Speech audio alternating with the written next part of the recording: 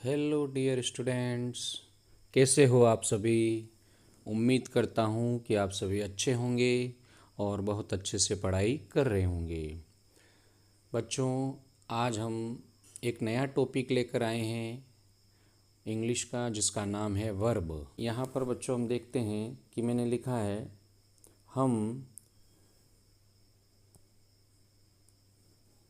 हम बोलचाल की भाषा में वर्ब की फॉर्म्स या स्वरूप को वर्ब की फर्स्ट फॉर्म, वर्ब की सेकंड फॉर्म, वर्ब की थर्ड फॉर्म, वर्ब की फोर्थ फॉर्म, वर्ब की फिफ्थ फॉर्म कहते हैं।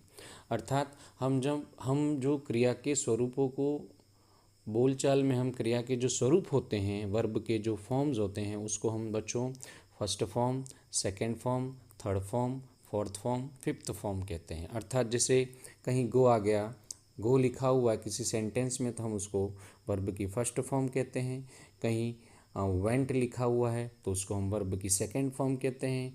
कहीं गॉन लिखा हुआ है तो उसे हम वर्ब की थर्ड फॉर्म कहते हैं। कहीं गोइंग लिखा है तो उसे हम वर्ब की फोर्थ फॉर्म कहते हैं। और कहीं गोज़ लिखा हुआ है तो उसे हम वर्ब की फिफ्थ फॉर्म कहते हैं। अर्थात हमारा जो पढ़ाने का और पढ़ने का जो चलन, अंग्रेजी को पढ़ने का और पढ़ाने का जो चलन चलता आ रहा है, और विशेषकर से जब टेंस पढ़ाए जाते हैं तो हमें बच्चों इस तरीके से ही पढ़ाया जाता है कि हम इस टेंस में वर्ब की फर्स्ट फॉर्म का प्रयोग करेंगे, इस टेंस में हम वर्ब की सेकंड फॉर्म का करेंगे, इस टेंस में थर्ड का, फोर्थ का, फिफ्थ का, इसी तरीके से बच्चों हमें पढ़ाया जाता है। ये एक ट्रेडिशनल मेथड है और जिसको हमें पढ़ाया जाता रहा है और हम पढ़ते आ रहे हैं।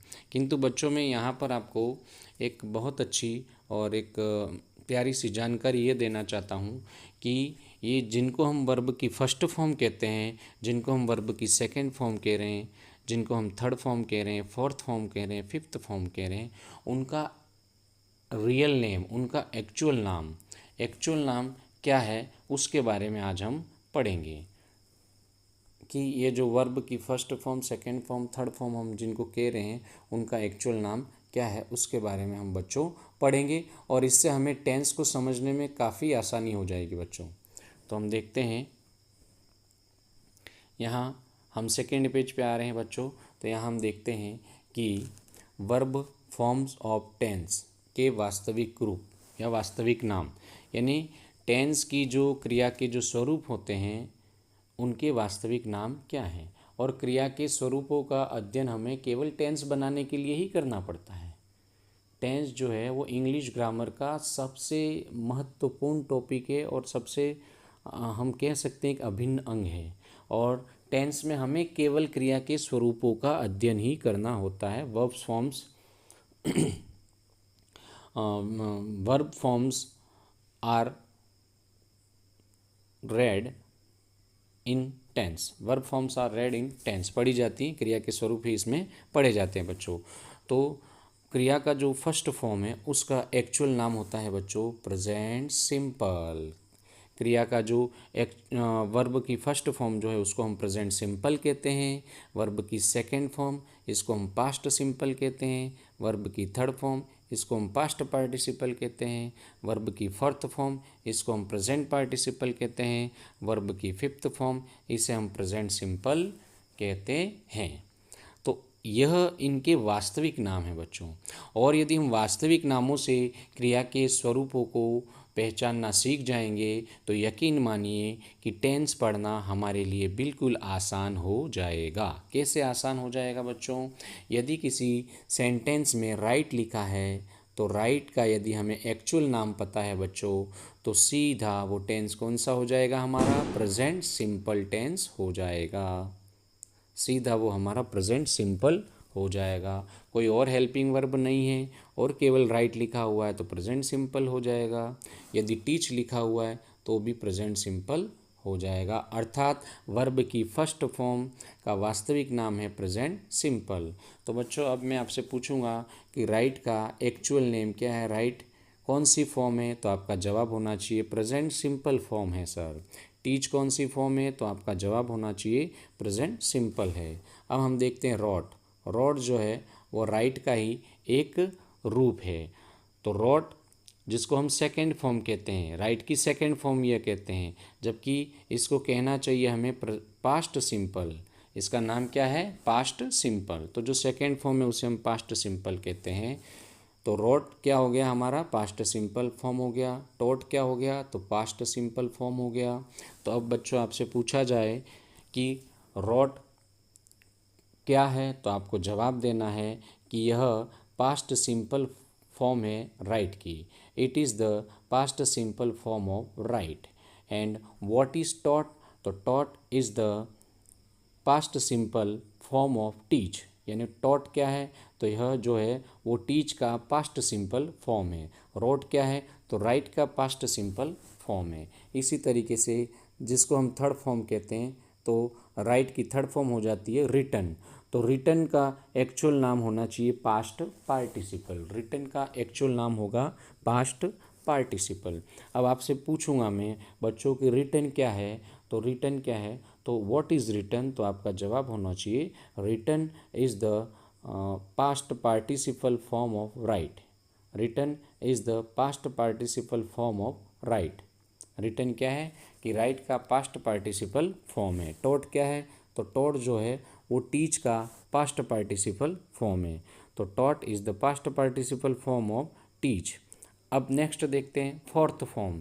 फोर्थ फॉर्म जिसका एक्चुअल नाम ऑक्सफोर्ड डिक्शनरी के अनुसार जिसका एक्चुअल नाम है प्रेजेंट पार्टिसिपल या आईएनजी फॉर्म। तो राइट का फोर्थ फॉर्म बनता है राइटिंग। दो बच्चों, तो राइटिंग का एक्चुअल नाम क्या हो जाएगा? वास्तविक नाम प्रेजेंट पार्टिसिपल कहेंगे। टीचिंग तो कौन सी फॉर्म हो जाएगी? Present participle.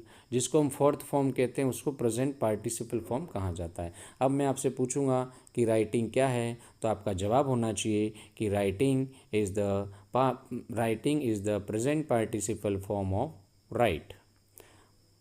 टीचिंग क्या है? तो टीचिंग आपका आंसर होना चाहिए कि teaching is the present participle form of teach. तो टीचिंग टीच का प्रेजेंट पार्टिसिपल फॉर्म हो गया। राइटिंग राइट का प्रेजेंट पार्टिसिपल फॉर्म हो गया। अब आता है फिफ्थ फॉर्म।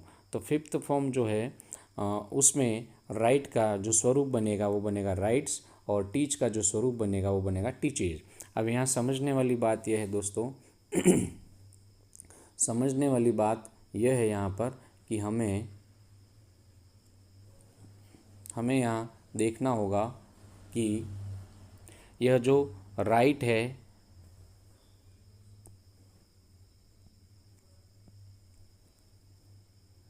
यह जो राइट जो है वो हमारा प्रेजेंट सिंपल फॉर्म है। राइट क्या है? हमारा प्रेजेंट सिंपल फॉर्म है। जैसे ही मैंने लिखा यहाँ पर बच्चों राइट, तो राइट हो गया प्रेजेंट सिंपल फॉर्म है, और कैसा फॉर्म है? प्लूरल। और वहीं पे आ गया राइट्स। तो राइट्स क्या है? यह भी प्रेजेंट सिंपल फॉर्म है, पर बच्चों यह है सिंगुलर। यह है सिंगुलर।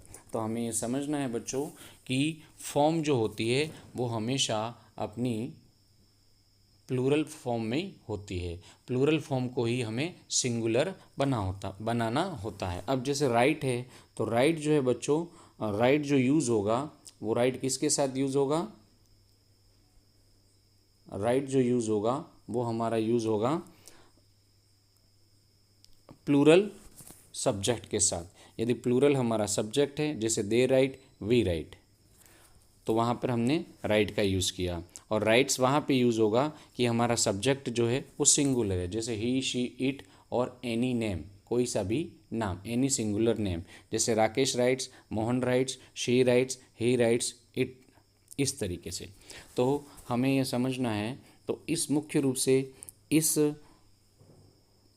वीडियो में हमें केवल इतना ही समझना था दोस्तों कि बच्चों की जो क्रिया के जो 5 स्वरूप जिसको हम traditionally verb form, second form, third form, fourth form, fifth form पढ़ते आए हैं, एक्चुअल में बच्चों उनका नाम प्रेजेंट सिंपल है। फर्स्ट फॉर्म का, सेकंड फॉर्म का पास्ट सिंपल नाम है, थर्ड फॉर्म का पास्ट पार्टिसिपल नाम है, फोर्थ का प्रेजेंट पार्टिसिपल नाम है और फिफ्थ का प्रेजेंट पार्टिसिपल नाम है। आपको अब आगे से ये जो क्रिया के स्वरूप हैं उनको इसी नामों के आधार पर याद करना चाहिए, याद रखना चाहिए।